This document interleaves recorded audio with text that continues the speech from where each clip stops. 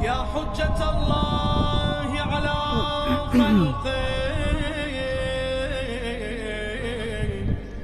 يا سيدنا ومولانا، إنا توجهنا واستشفعنا وتوسلنا بك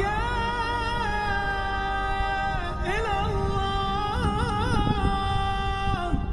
وقدمناك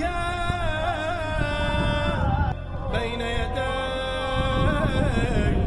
حاجاتنا.